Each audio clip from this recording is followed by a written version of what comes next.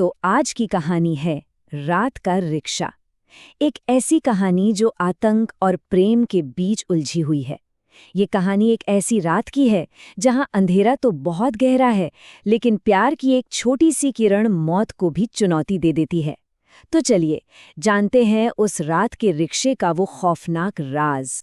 सोचिए जरा, एक सुनसान सड़क, घनघोर तूफानी रात, और आपको मिलती है मदद।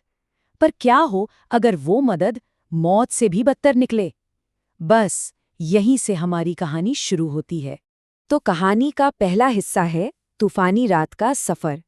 यहाँ हम मिलते हैं रघुवीर से, जो बस किसी भी तरह इस भयानक रात में अपने घर पहुंचना चाहता है। उसे जरा भी अंदाजा नहीं था कि ये सफर उसकी जिंदगी का सबसे भयानक मोड़ लेने वाला है। तो वक्त है रात के करीब 10 बजे का। रघुवीर एक रिक्शे में बैठा है। दिल में एक ही बेचैनी है कि कैसे भी करके अपने बीमार दादाजी के पास पहुंच जाए।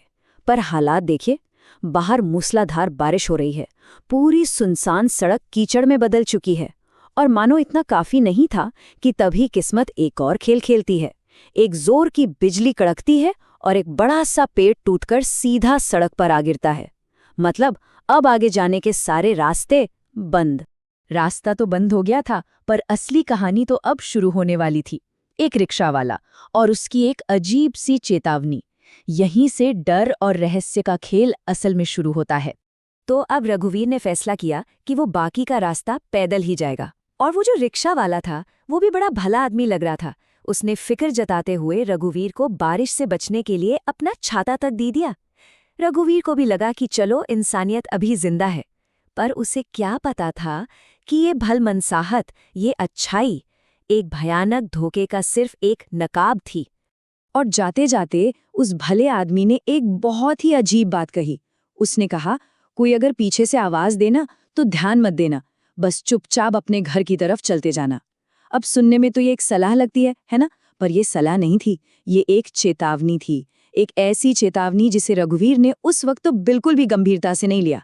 और यहीं से डर की असली कहानी शुरू होती है। अब रघुवीर ठहरा प्रैक्टिकल इंसान। वो इन भूत प्रेत की बातों में कहाँ मानता था। उसने उस सलाह को बस यूं ही नजरअंदाज कर दिया, रिक्शे वाले को धन्यवाद कहा और अपनी मंजिल की तरफ चल पड़ा।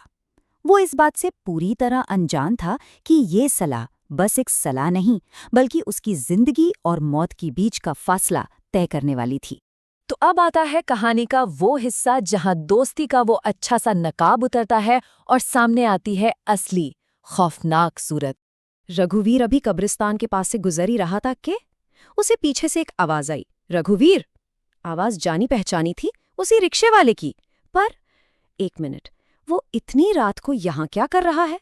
और उससे भी बड़ा सवाल, उसे रघुवीर का नाम कैसे पता चला?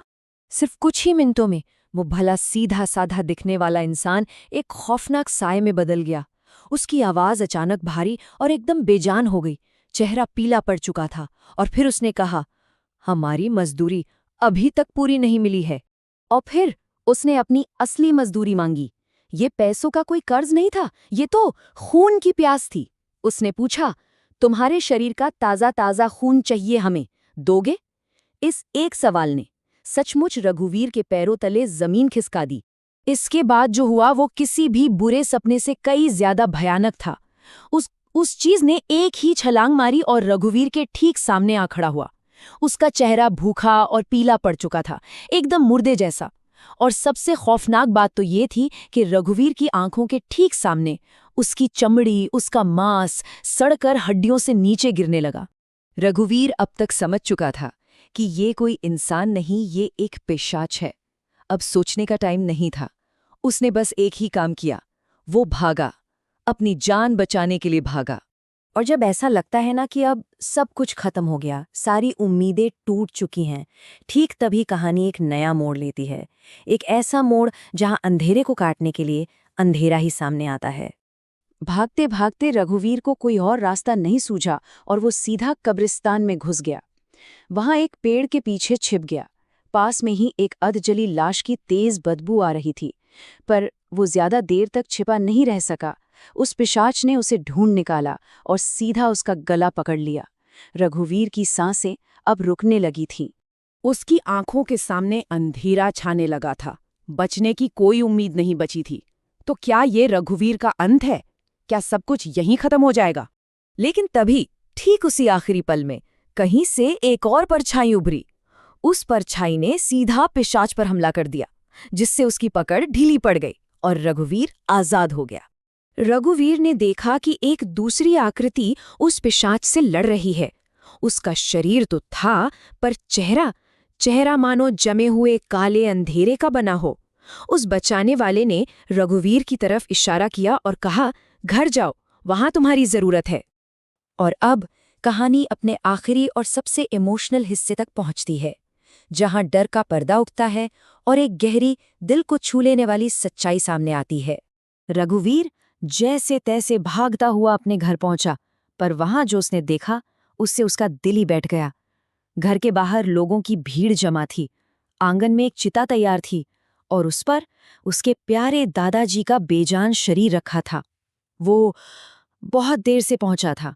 उसकी दादी ने रोते हुए उसे बताया कि उसके दादाजी अपनी आखिरी सांस तक बस उसी का नाम ले रहे थे। वो बार बार कह रहे थे, रघुवीर बहुत खतरे में है, रघुवीर बहुत खतरे में है। और बस यही कहते कहते वो चल बसे। और बस उसी एक पल में रघुवीर को सब कुछ समझ आ गया। सारी कड़ियां जुड़ गईं। कब्रिस्तान में वो रक्षक, वो जमे हुए अंधेरे जैसी शक्ल वाली आकृति, वो कोई और नहीं बल्कि उसके दादाजी की आत्मा थी, जो मरने के बाद भी अपने पोते की रक्षा करने आई थी। तभी रघुवीर की नज़र दूर एक पेड़ पर पड़ी। अंधेरे में उसे एक हल्की सी चमकती हुई आकृति दिखाई दी। वो उसके दादाजी थे। शरीर छोड़ चुके थे, पर उनकी आत्मा अब भी वहीं थी, हमेशा की तरह अपने रघुवीर की देखभाल कर रही थी। तो ये कहानी एक ऐसे प्यार की है जो इतना ताकतवर है कि कब्र के पार से भी राक्षसों से लड़ सकता है।